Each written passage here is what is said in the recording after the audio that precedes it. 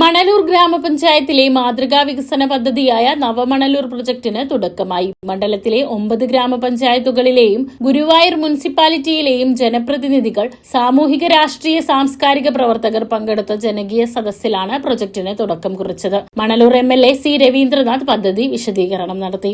Guruvayur municipality chairperson Anitha Aravindan ചടങ്ങിൽ അധ്യക്ഷയായി.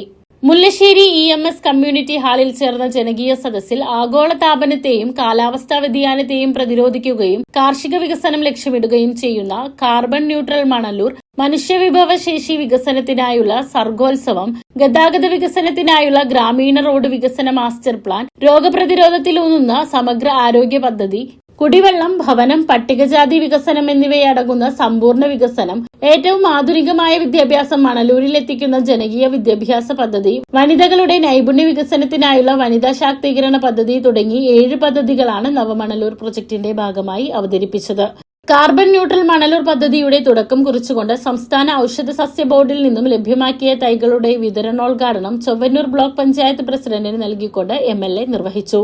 Chowwannur block panchayat president CG Raghunath, Anthikad block panchayat president Jyothi Lakshmi, Mullassery ഗ്രാമപഞ്ചായത്ത് പ്രസിഡന്റ് മിനി മോഹൻദാസ്, ചൂണ്ടൽ ഗ്രാമപഞ്ചായത്ത് പ്രസിഡന്റ് സിനി പ്രസാദ്, കണ്ടാണശ്ശേരി ഗ്രാമപഞ്ചായത്ത് പ്രസിഡന്റ് MP സജീവ്, എളവള്ളി ഗ്രാമപഞ്ചായത്ത് പ്രസിഡന്റ് KU സരിത, ജില്ലാ പഞ്ചായത്ത് അംഗം രാകേഷ് കണിയാമ്പറമ്പിൽ, മുല്ലശ്ശേരി സഹബാങ്ക് പ്രസിഡന്റ് KN മനോജ് എന്നിവർ സംസാരിച്ചു.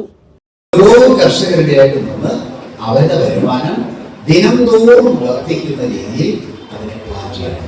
അതിനാവശ്യമായ നമുക്ക് റെഗുലേറ്റർ ഫണ്ട് നിർമ്മാണം അതൊക്കെ ഇതിൽ വരുന്നുണ്ട്.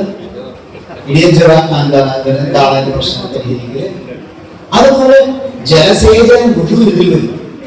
കാരണം വെള്ളം ഉണ്ടെങ്കിലേ ഈ കാർബൺ ഡയോക്സൈഡ്, ഞാൻ പറഞ്ഞു ആരാധന കടലാണ് എടുക്കുക, കാർബൺ ഡയോക്സൈഡ് അബ്സോർബ് ചെയ്യും. അതുകൊണ്ട് ജലസേചന പദ്ധതിയും ഇതിൽ വരും. പോരാ, ശുദ്ധജല പദ്ധതിയും വരും, കുടിവെള്ള പദ്ധതി. കാർബൺ ന്യൂട്രൽ മണലൂർ എന്ന് പറയുന്ന മണലൂരിൽ കുടിവെള്ള പ്രശ്നമുണ്ട് എന്ന് പറഞ്ഞാൽ ശാസ്ത്രീയമല്ല എന്ന് പറയുന്നു.